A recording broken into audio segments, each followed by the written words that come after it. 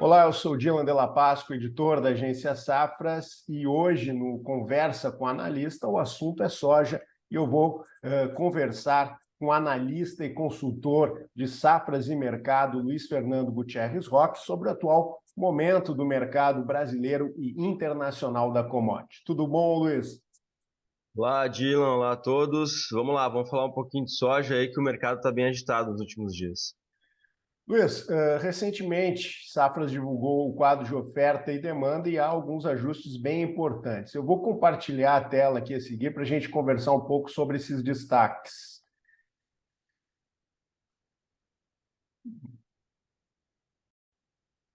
Bom, acho que o principal para a gente começar a falar é esse ajuste na questão das exportações, né?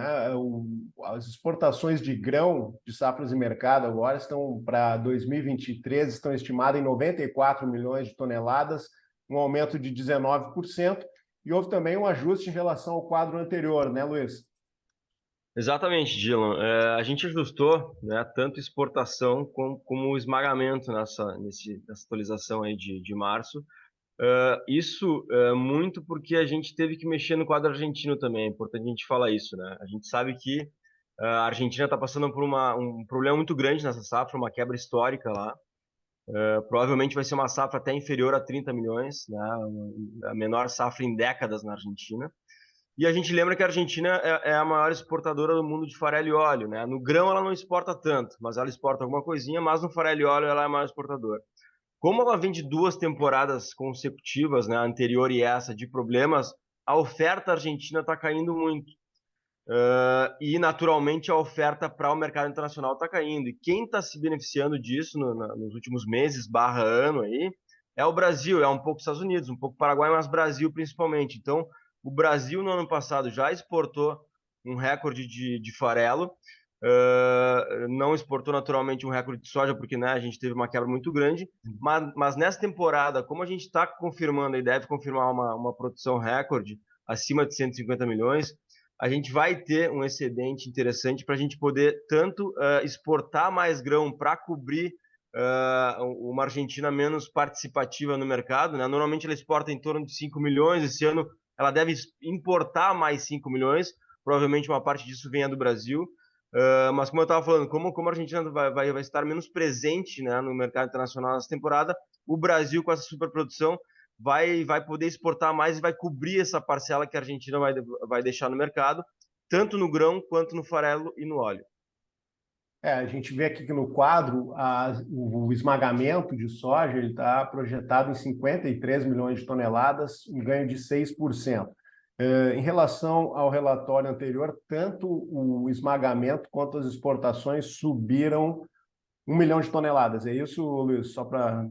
Exatamente, a gente tinha números de 93 e 52, 93 de exportação e 52 no relatório anterior. E como eu falei, como a gente teve que ajustar de novo agora o quadro de oferta e demanda argentino, né, pela continuidade do clima ruim, a gente também teve que ajustar o quadro brasileiro. Então a gente vê um potencial muito grande, né, Dylan, para a demanda pela soja brasileira nessa temporada, que é uma coisa muito importante, porque é uma safra muito grande entrando e né, a gente tem que ter um aumento de demanda para poder consumir todo esse excesso que a gente vai ter de produção nesse ano. Então, o esmagamento deve avançar não só pela Argentina. Ano passado a gente já teve uma exportação recorde, né, de farelo, mas também por uma retomada aí de exportação de carne, um aumento aí de consumo para biodiesel. Provavelmente a gente deve ter o retorno do B12, B13 nesse ano. Então, a gente tem que esmagar mais para poder ter mais óleo de soja destinado a biodiesel. Então é um quadro bastante positivo aí que a gente tá desenhando para o consumo brasileiro ainda em 2023. Bom, Luiz, como tu já antecipou, uma safra brasileira que está sendo colhida, avançando bem nos últimos dias, e de mais de 150 milhões de toneladas. Como que essa entrada da safra vem atingindo o mercado nesse momento, Luiz? Vem atingindo conforme nós esperávamos, né, Dion? Sem nenhuma Uhum. surpresa, o mercado está pressionado, infelizmente, aí para o produtor, né? Porque é uma safra muito grande, é a maior safra da nossa história. A gente nunca colheu uma safra acima de 150. Na verdade, nossa maior safra anterior tinha sido 140, próximo disso. Então, a gente está com uma safra muito grande mesmo entrando. E isso pesa no mercado, pesa principalmente sobre os prêmios, né? Porque Chicago, se a gente olhar para Chicago e para câmbio, A gente vem lateralizado há algumas semanas, né? Ali perto de 15, câmbio a 13,15, 13,30, mais ou menos nessa faixa, não tem mudado muito. Não tem, né, nem subido a 5,60, nem caído a 4,80, mas a gente mantém essa lateralidade. O que tem pesado de fato é exatamente a entrada de safra que pressiona prêmio, né, Dila? Então a gente tem prêmios negativos na soja, coisa que não acontecia desde 2021, quando a gente também teve, né, o nosso recorde anterior de produção. Hoje a gente está falando de prêmio aí na primeira posição, a posição, né, para entrega em abril, ou no curto prazo, é menos 50 na base compradora. Então é um prêmio bem negativo, né? Lembrando que a gente saiu de prêmios muito altos no ano passado, prêmios, inclusive durante a safra, pela quebra brasileira, os prêmios estavam acima de 100 pontos aí, ali por abril, maio, coisa também fora do normal. Mas realmente a gente está tendo esse movimento mais negativo nesse ano, ou bem negativo nesse ano, exatamente que a gente não consegue fugir dessa entrada de safra, né? Uma produção muito grande está pressionando o prêmio e naturalmente está pressionando os preços aí, que devem ter mais algumas semanas aí de uma tendência negativa pela entrada dessa safra.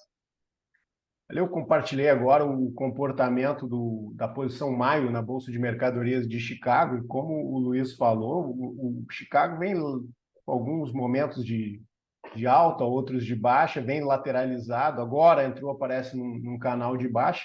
O que a gente pode esperar de Chicago? Claro, tem essa entrada da safra brasileira, que realmente deve manter o mercado pressionado, mas que outros fatores, Luiz, que tu acredita que estão pesando e que podem pesar na formação dos preços em Chicago? O Chicago já está deixando de lado a safra sul-americana, né? E isso até é interessante porque comprova um pouco que a gente está falando de aumento de consumo pela soja brasileira ou do complexo soja brasileira pela quebra na Argentina. Até a gente vê que em anos anteriores, né, a gente tinha muito quando a gente tinha uma quebra maior na Argentina, quem se beneficiava era os Estados Unidos, exportava mais farelo, mais óleo, até mesmo dependendo mais grão. Nessa temporada, nos últimos anos, não. A gente está mais competitivo, então a gente tem ganho o mercado da Argentina menos presente, e é por isso que Chicago não subiu mais depois que depois não, a partir do momento que a gente começou a reduzir a safra argentina, Chicago não ganhou força. Então isso mostra que quem vai se beneficiar não é Estados Unidos, vai ser o Brasil.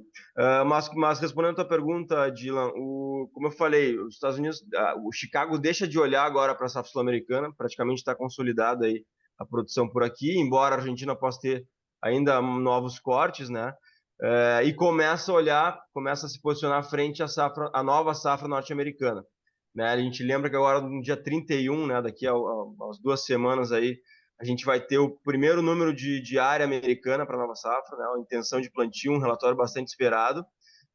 E isso pode mexer com o mercado, porque se os Estados Unidos aumentar a área aí, o mercado está trabalhando mais ou menos com uma ideia de manutenção de área de soja, né? Mas, né, qualquer surpresa, Estados Unidos aumentando a área de soja, o que eu até acreditaria que poderia acontecer, Chicago vai apontar para baixo, porque vai ser um novo potencial recorde para eles na nova temporada. Então, se tudo der certo, eles vão colher acima de 120, 123, 124. É uma safra recorde, naturalmente isso pesa sobre Chicago.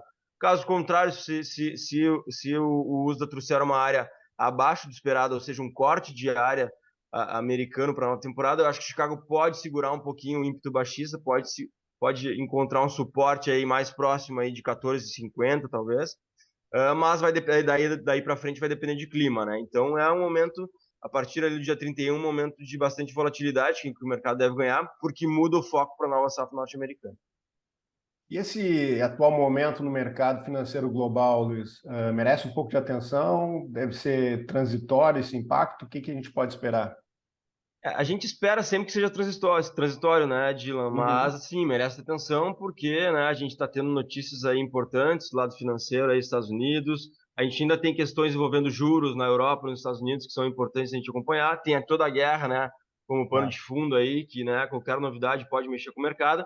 E a gente não pode esquecer que Chicago, né, é uma bolsa de renda variável, e em momentos, né, que a gente tem um mercado mais nervoso, é normal a gente ver uma fuga, né, de investidores de renda variável e uma busca por uma renda fixa, enfim, uma coisa mais segura.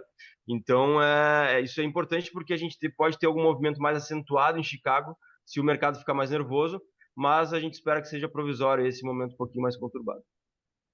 Tá certo, Luiz, muito obrigado pela entrevista, muito obrigado pelas informações. eu conversei com o Luiz Fernando Gutierrez Roque, analista e consultor de safras e mercado para a soja, sobre o atual momento do mercado brasileiro, também no mercado internacional, e também a gente detalhou um pouco o quadro de oferta e demanda do Brasil, que foi divulgado por Safras e Mercado no início dessa semana. Continue nos acompanhando na Safras TV, a gente tem vídeos diários sobre o comportamento dos principais mercados. Também visite o nosso site, safras.com.br, lá você pode pedir uma demonstração da nossa plataforma, a plataforma Safras, onde você tem os principais dados para conseguir fazer a melhor comercialização das principais commodities brasileiras. Luiz, muito obrigado, um abraço e até a próxima. Obrigado, um abraço, até a próxima.